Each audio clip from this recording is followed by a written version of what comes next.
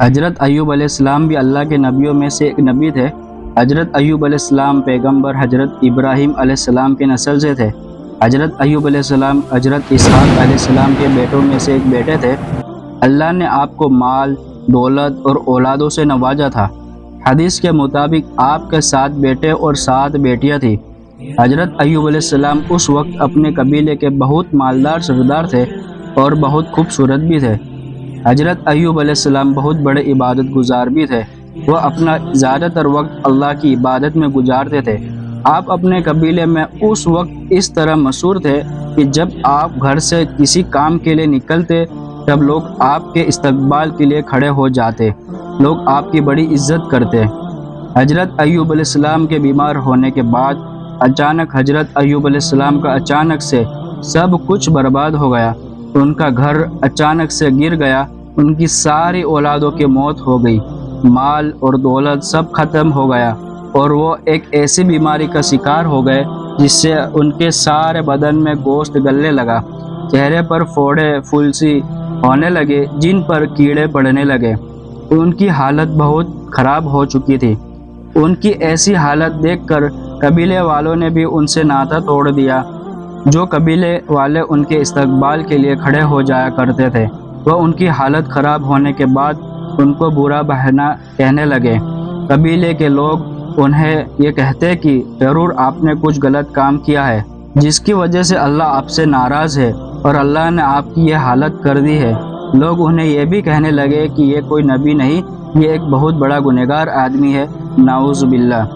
یہاں تک کہ کچھ لوگوں نے انہیں یہ تک کہہ دیا تھا کہ یہاں سے نکلو اور جہاں کچرا ڈالا جاتا ہے وہاں جا کر رہو، کیونکہ ان کی حالت اس طرح ہو چکی تھی کہ لوگ ان کے ساتھ رہنے کو تیار نہیں تھے۔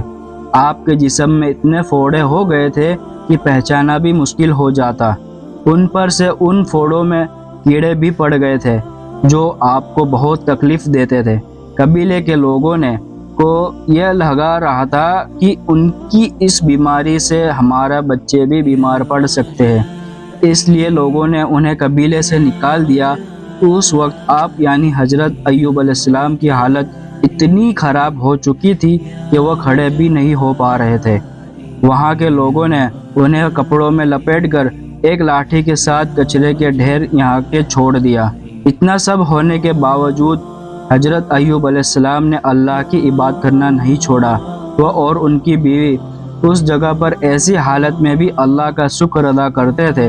جب کھانے کی ضرورت پڑی تب ان کی بیوی گھروں میں جا کر کام کرتی اور جو کچھ پیسہ ملتا اس سے کھانے کا انتظام کرتی اور اسی نے علاج بھی کرواتی تھی۔ ایک وقت ایسا بھی آیا جب حضرت ایوب علیہ السلام کی حالت بہت ہی زیادہ خراب ہونے لگی، جسم میں کیڑے پڑنے لگے اور بدن سے گوشت ختم ہونے لگا تھا۔ یہ دیکھ کر ان کی بیوی نے آپ سے فرمایا کہ اللہ آپ کو بیماری سے شفا کیوں نہیں دے رہا؟ آپ نے آپ کی بیوی سے فرمایا کہ ہم نے جانے کتنے ہی سالوں تک خوشحال ہے، اگر کچھ سال مصیبت آ گئی تو کیا ہو گیا؟ اللہ ہمارا امتحان لے رہا ہے اور ہمیں اللہ کے اس امتحان کو قبول کرنا ہے اور اللہ سے اس بیماری کی شفا کے لیے تب تک دعا مانگنی ہے جب تک یہ بیماری پوری طرح سے صحیح نہیں ہو جاتی۔ آپ کے بدن پر جب کیڑے باہر نکل کر زمین پر گرتے ہو تو آپ انہیں واپس اپنے بدن پر رکھ دیتے اور کہتے کہ یہ شاید اللہ نے اس کیڑے کا رزق میرے بدن سے ہی لکھا ہے، اللہ کی یہی مرضی ہے، اس لیے جتنا کھانا کھانا ہے میرے جسم سے جا کر کھاؤ۔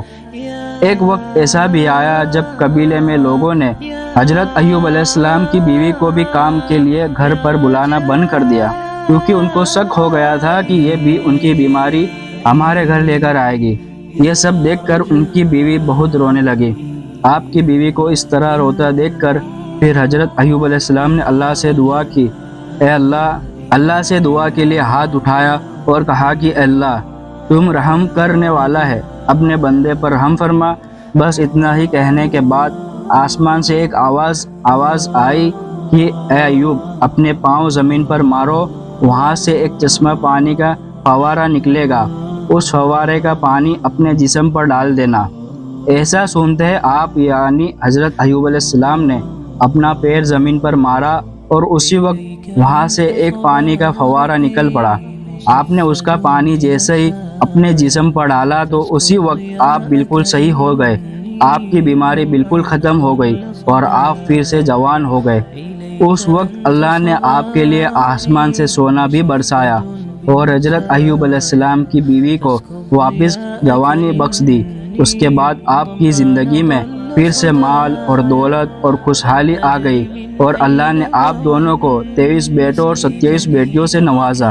بے شک اللہ اپنے بندوں پر رحم فرمانے والا ہے۔